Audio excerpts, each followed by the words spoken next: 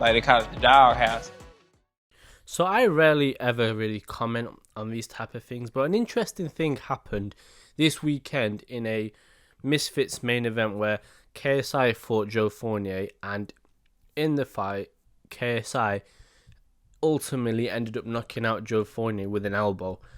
And going into the fight, I don't really care about his influence of boxing, but sometimes you can find some enjoyment and some guilty pleasure out of watching these things. And one thing I thought, watching the fight is that, KSI seemed to be looking, I think somebody said he'd been spending some time in a Muay Thai gym, and it looks like it because his stance is a bit different, his hands are low, bouncing.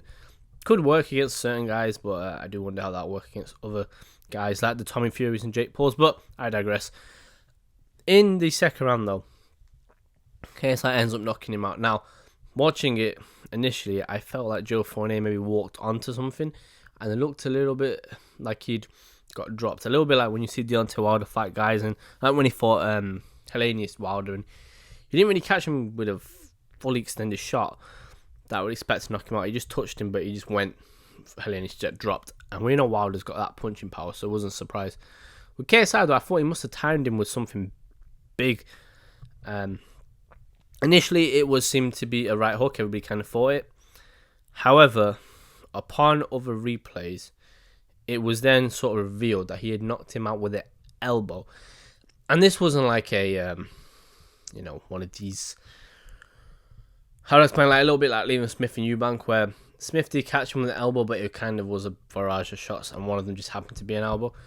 And I thought this was a bit different. This one was a flush Muay Thai.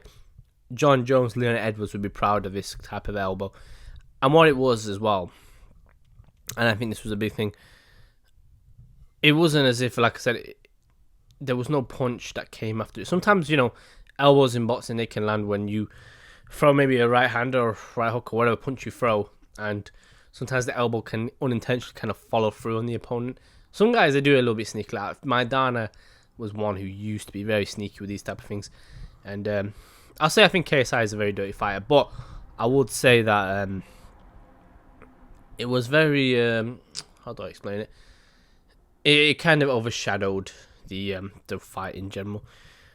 But it does bring up an interesting discussion, because Joe Fournier is currently, I think he's wrote or applied to the commission for the contest to be, I don't know if he's applied for it to be overturned or for it to be a DQ or a no contest, whatever it is. But they're definitely going to look into it. I think it'll be ruled a no contest, because it doesn't seem as if he's done it intentionally. However, I do think a case could be made that it could be done intentionally, but it doesn't matter really. Either way, he got knocked out with an elbow. But it does make me think, and this is an interesting topic, because in boxing and MMA, I think it's an interesting thing, because one of the more famous incidents in mixed martial arts of these past couple years when it comes to these sort of things was when Petr Yan kneed Aljamain Sterling in the head, and they resulted the fight in giving Aljamain Sterling the belt, even though he was the one who got kneed. And he was getting dominated that entire fight, and to be honest with you, it was a little bit, not even just a bit underwhelming, it was massively underwhelming, but it created a bit of a narrative. And the question then sort of looms of whether a fighter should get a belt after getting a victim of a fighter kind of bending the rules or whatever. So Sterling got kneed in the head.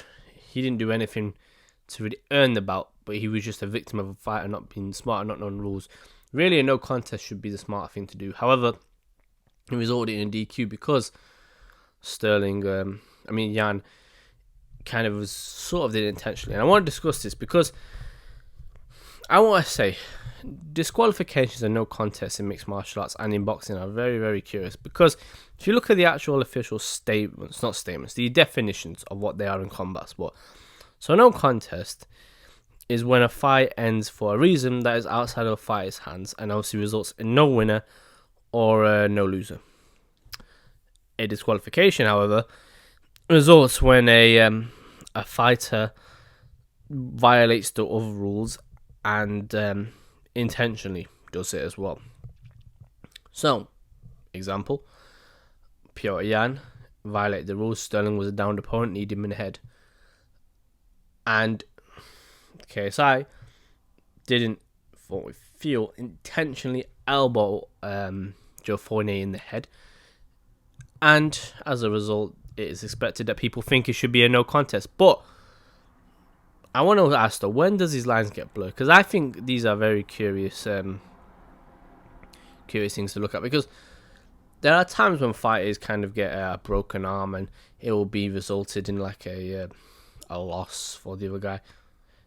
Or, just things would happen outside of fighters' controls. And the commission, they do, it's their responsibility to really come to the right conclusion. But my problem with this, and I really want to ask this question here, when is a fight a no contest or a disqualification? I think the two definitions, they're different, but there's a blurred line. John Jones got disqualified for using illegal elbows when he fought Matt Hamill, and it is currently the only loss on his record. However, again, intentionally is one thing. So intention is the big thing that people look at with disqualifications, whatever he means to. However, Piotr Jan, I don't think would have intentionally tried to break the rules against Aljamain Sterling. Piotr Jan is also a dirty fighter. Let's not get this twisted. But I don't think he would have done anything that meant he would lose his belt. Same way I don't think KSI would. However, where is the difference between these two? Because Piotr Jan's was so blatant, it feels as if people are willing, the DQ is accurate. But however, and I know obviously Aljamain Sterling, and this is the problem as well with how MMA do it, it's up to the fighter almost if they want it to be a no contest or disqualification. Because Aljamain Sterling couldn't carry on, supposedly. However, we all know that his theatrics was what annoyed a lot of people. However, he wasn't the one who got knee in the head, so I don't really blame him for that. But regardless, I think it's an interesting topic because they both essentially did the same thing, KSI and Piotr Jan. And I do wonder, because there are some occasions with fighters where you never really know what their intention is. Piotr Jan, I'd like to believe, didn't mean to knee Aljamain Sterling in the head, but Piotr Jan's a dirty fighter. He's pulled fighters' hairs in the past in the octagon, so I don't really know if he didn't mean to do it, to be honest with you. And again, this is where I do wonder if there's a little bit of a blurred line here. What is the difference between these two? Because personally, I don't really know if there really is much of a difference in what Piotr Jan and KSI did. You talk about intention. How do we know KSI didn't intentionally mean to knock him out with his elbow? Again, I know this sounds dumb because you can kind of tell when a fighter throws a punch and there's an elbow or whatever.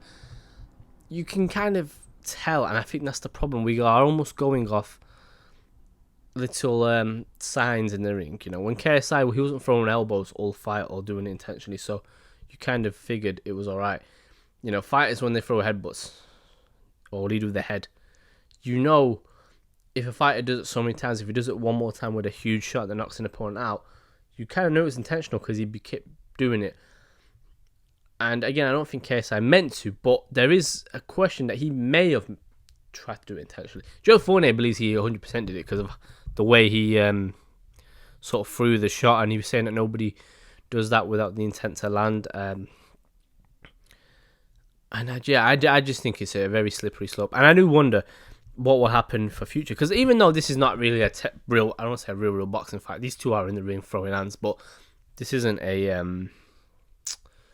what would be it's just not high level.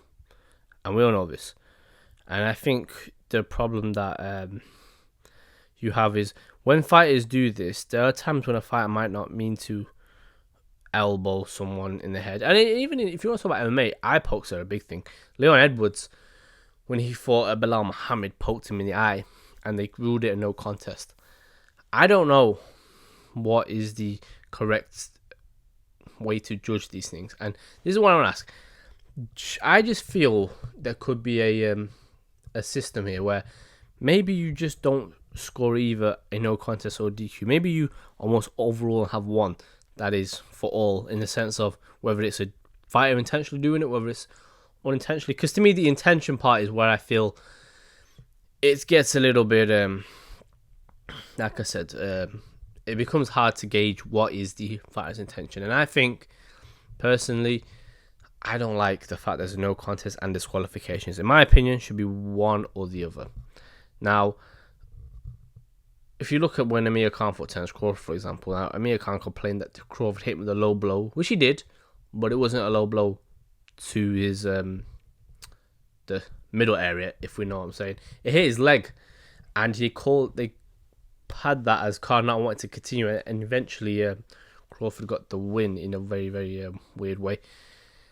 And that's another one. I think it's more because they felt Amir Khan couldn't continue. So a lot of people think he quit. I think Khan's body shots were killing him, and eventually it was going to end up with something happening. But regardless, I don't know how you judge these things. How does the commission judge if it's unintentional, intentional? Again, people say you just know, but I feel there's got to be a lot more than that, because intention doesn't come from. It's not a mathematical thing. It's a fighter's intent. What are they doing at that time? Only they know that, and only KSI knows if he meant to throw that elbow. KSI has been training at a Muay Thai gym. Supposedly, I'm not saying this 100%. He kind of is doing a lot of MMA stuff with the bouncing. Would it be completely out of the realms of possibility that he did this on purpose? I don't know. But all I'm saying is, I think that there is a discussion here. I don't think this is a black and white as it should be a no contest, because I think there's a lot here to unpack. I hope they do rule it a no contest, because I don't like DQ wins for other opponents. But if they do a disqualification, to me a disqualification shouldn't be a disqualification win. It should just be same. It should be ruled to me as the same as a no contest. It just ends in disqualification. That's it.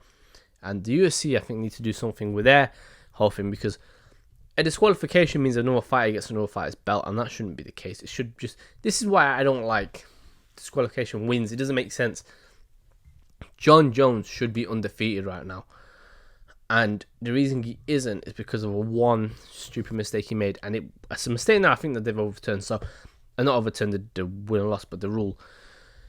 So yeah, it's a bit frustrating, I think, these sort of things. But an interesting talking point I feel with KSI. I don't really care about what he does next with Tommy Fury or whatever, but it's curious though, and I do think it sums up what this Misfits boxing sort of is. And yeah, I just find it an interesting talking point, I will say. But just my thoughts. Let us know what you think. And yeah, KSI should be a no contest, and I think with Piotr Jans it should have been no contest as well. But they scored it, a win for Sterling, and Sterling is currently the champion today because of that. Funny how life works. But yeah, it's my thoughts, and yeah, until next time.